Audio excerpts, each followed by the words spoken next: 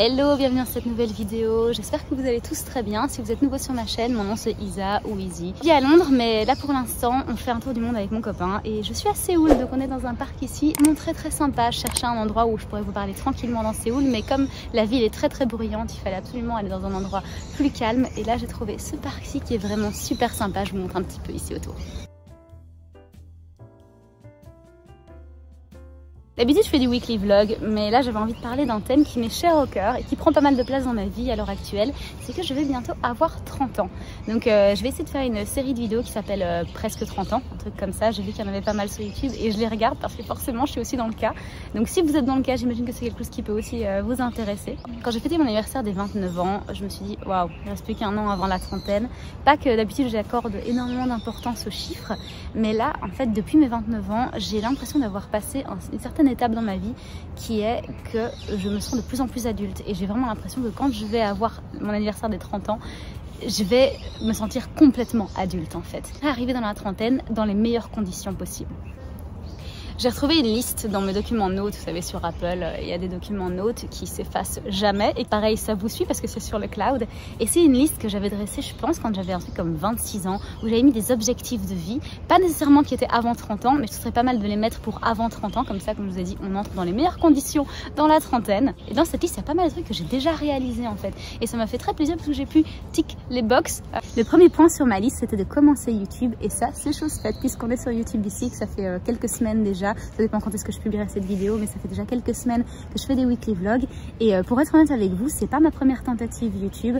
Dans le passé, je faisais des trucs qui me plaisaient pas vraiment et franchement, ça se ressentait à la caméra. Alors qu'ici, avec le weekly vlog, je me sens vraiment comme un poisson dans l'eau. J'adore faire ça, j'adore prévoir les vidéos, voir ce que je vais faire, avoir des visions de comment, de à quoi je veux que ça ressemble exactement, de faire le montage. C'est vraiment un truc, tout le process me plaît vraiment et je pense que ça se ressent pas mal en vidéo aussi, que c'est vraiment quelque chose que j'aime faire. Et c'est très clair sur YouTube quand quelqu'un fait un truc pour le buzz, pour essayer de faire le truc tendance et un truc qui lui plaît pas vraiment. Alors qu'ici le weekly vlog c'est vraiment un truc que j'adore. Je vous remercie 1000 fois pour vos retours. D'ailleurs si vous êtes nouveau sur la chaîne ou que vous regardez mes vidéos mais que vous n'êtes pas abonné, s'il vous plaît abonnez-vous, comme ça vous pourrez être au courant des nouvelles vidéos.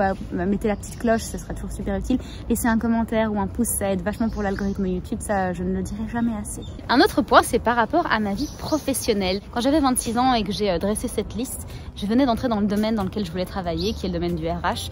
J'ai étudié le droit, pour ceux qui ne le savent pas, j'ai étudié le droit, mais c'est pas du tout une voie que je voulais poursuivre. En tout cas, je voulais rester dans le domaine juridique plus ou moins, et pas faire du purement juridique. Donc bien sûr, dans le RH, il y a le droit du travail et c'est super important, mais j'avais vraiment envie d'être proche des employés et ça, c'est un domaine qui me correspond à 100% et je suis trop contente d'avoir rejoint ce domaine-là. Et sur la liste, j'avais mis que je voulais devenir RH manager dans le futur. Je pense que c'était un plan quinquennal. Et c'est vrai que la semaine dernière, on m'a annoncé qu'on me changeait mon titre de spécialiste à Senior RH Manager. Donc c'est encore plus que ce que j'avais espéré. Voilà pour le deuxième objectif, c'est tic aussi.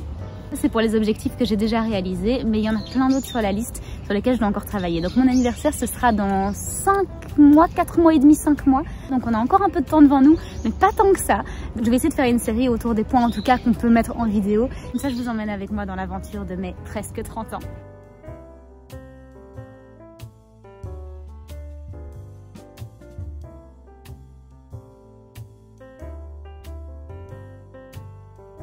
Là, je suis à Séoul et c'est vraiment très chouette, mais un truc que je voulais faire avant mes 30 ans, c'est d'aller vivre au Japon et plus particulièrement à Tokyo. En fait, en décembre 2019, j'avais déjà été à Tokyo pendant une petite semaine, je pense, et j'avais pas planifié le voyage super bien. En fait, c'est un truc un peu last minute.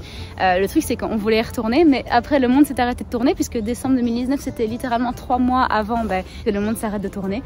Et depuis, ils ont pas réouvert les frontières pendant 2 ans. Et là, il y a un mois de ça, on a appris qu'ils réouvraient le 11 octobre. Là, on est un peu plus tard que le 11 octobre, donc c'est un truc que j'aimerais vraiment faire, mais j'attends de voir les personnes qui iront pour voir si se sont un peu réouverts au tourisme et comment est l'expérience des gens qui y sont allés, parce que je voudrais pas y aller et qu'on doive mettre le masque dans les rues ou le masque absolument partout ou qu'il soit vraiment freaky par rapport à la maladie. Oh sorry désolée, je suis un petit peu dans le passage. En gros, j'ai pas envie d'y aller s'il y a 1000 règles Covid, donc j'attends un peu de voir les influenceurs et tous les gens qui vont au Japon, voir un petit peu ce qu'ils en pensent et si jamais ils sont vraiment ouverts au tourisme, c'est vraiment un truc qu'on pourra considérer pour avant mes 30 ans.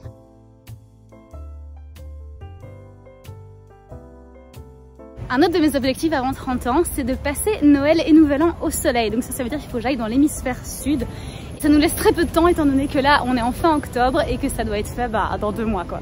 Et peut-être que j'ai déjà organisé quelque chose pour réaliser cette petite box là.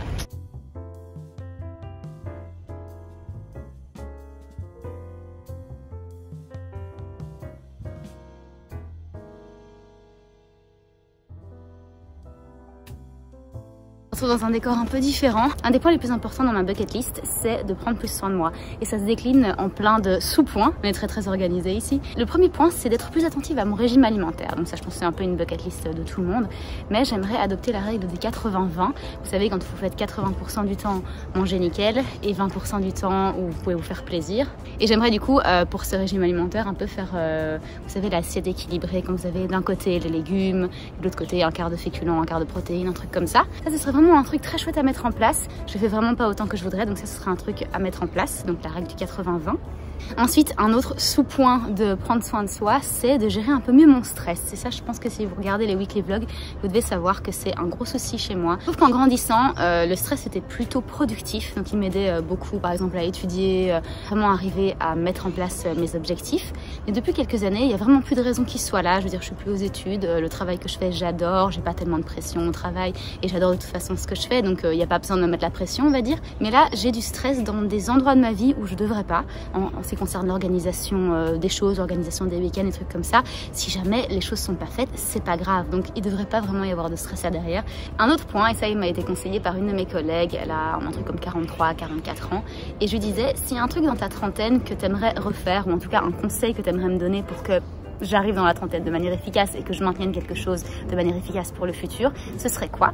Et elle m'a dit, fais-toi une routine sportive. Parce que quand tu arrives dans la quarantaine, tu vas vouloir t'y remettre, mais tu auras beaucoup plus de mal que si tu avais maintenu un bon rythme de vie, un bon rythme sportif ou en tout cas physique pendant ta trentaine. Donc ça, c'est un truc que je veux mettre en place. Ça doit pas être un truc trop compliqué, ça doit pas être un truc qui me prenne trop de temps dans ma journée ou en tout cas plusieurs fois par semaine. Ça doit pas être des heures et des heures à la salle ou des heures et des heures à courir, mais en tout cas un petit planning, renforcement musculaire, du cardio, ce genre de trucs. Pour rien vous cacher, j'avais donc commencé, pour rien vous cacher, j'avais déjà mis ça en place depuis quelques mois, mais quand je suis arrivée à Séoul et que j'ai repris la course à pied de manière plutôt intensive, j'ai trébuché, je suis tombée et je me suis cassé les 2 bras parce que je courais, j'imagine, relativement vite et mes bras ont juste amorti tout le choc. Ça m'a mis en convalescence pendant 4 semaines où j'ai rien pu faire du tout. Et là, la dernière fois que je suis allée chez le médecin qui m'a enlevé le plâtre du bras gauche, je lui ai demandé, oui, donc est-ce que je pourrais recommencer à faire des planches par terre, vous savez, pour les abdos, ce genre de trucs. Et il m'a dit, non, pas avant quelques mois au moins. Moi je pensais qu'une fois qu'on m'enlevait les plâtres, c'était bon, c'était derrière, on pouvait recommencer tout comme avant, mais le gars il m'a regardé. C'est vraiment, arrête de pousser, juste relax, laisse tes bras se soigner et prendre leur temps. Donc voilà, j'en prends bonne note, je ne peux pas faire de planche. Il m'a dit quand même que je pouvais faire des exercices pour les jambes. Quand on arrivera dans le prochain Airbnb qui sera donc plus à Séoul, là il y aura normalement une salle de sport, donc je pourrais reprendre le cardio doucement, peut-être en me tenant sur les côtés du tapis roulant parce que je ne vais plus aller courir en extérieur. Je ne cache pas que j'ai un petit peu peur de retomber, donc je crois que je vais plutôt faire du tapis roulant dorénavant et voilà. Et le dernier point par rapport à prendre soin de moi, mais je pense que ça ira de pair avec la routine sportive et le régime alimentaire un peu plus contrôlé et un peu plus sain, ce serait de perdre du poids. En fait, j'ai maintenu mon poids de mes 18 à mes 25 ans, vraiment, je faisais le même poids tout le temps pendant cette période-là, alors qu'en général, les gens quand ils vont à l'université, c'est là qu'ils grossissent un petit peu. Moi, j'ai super bien maintenu ça, mais à mes 25 ans, j'ai déménagé en Angleterre, je suis rentrée dans la vie active et là, j'ai pris 10 kilos d'un coup. Je mangeais vraiment pas bien, je faisais pas de sport, je mettais vraiment tout mon focus dans le travail et je faisais juste vraiment pas attention. Donc j'ai pris 10 kilos, j'en ai perdu 4 super facilement, ils étaient vraiment superficiels, donc là j'en ai encore 6 à perdre. Et ouais, je pense qu'avec la routine sportive et avec le régime alimentaire sain, il y a moyen qu'avant les 30 ans, j'ai perdu tout ça. C'est clairement pas du muscle qui a été accumulé, je sais que je suis absolument pas en surpoids, donc venez pas me dire dans les commentaires qu'il n'y a pas vraiment pas de raison de les perdre. C'est juste que c'est pas du muscle, que ça me dérange, que je reconnais pas vraiment mon corps et que je pense pas que ça me demandera un effort surhumain de perdre ces 6 kilos superficiels. Donc voilà, ça c'est sur ma liste. Donc 4 sous-points à prendre soin de moi: réduire mon stress, manger plus équilibré, une routine sportive et perdre du poids. On va changer d'endroit et je vous raconte donc un de mes derniers points sur lesquels je voudrais travailler. Et ça c'est un peu spécifique à moi, j'imagine que c'est pas pour tout le monde, mais comme vous savez, donc j'ai déménagé en Angleterre en 2017. Et déménager en Angleterre, ça veut dire aussi laisser sa famille et ses amis au pays. Pour ma part, mon pays d'origine, c'est la Belgique. Et la plupart de mes amis donc sont en Belgique. J'en ai bien sûr aussi à Londres. Si vous passez par ici, je vous fais coucou.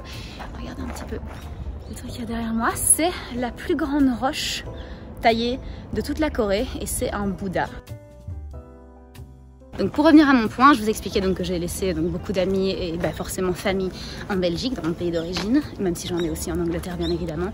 Et j'aimerais mettre en place d'être un peu plus présente pour eux, pour mes amis et famille, parce que vraiment pendant ma vingtaine, de mes 25 ans à mes maintenant 29 ans, je trouve que j'ai pas été au top au niveau présence, que ce soit envoyer des SMS proactivement pour demander des nouvelles ou aussi follow-up si jamais quelqu'un, vous savez, a un problème dans sa vie, juste demander quelques mois après comment ça se passe, ça ou ça.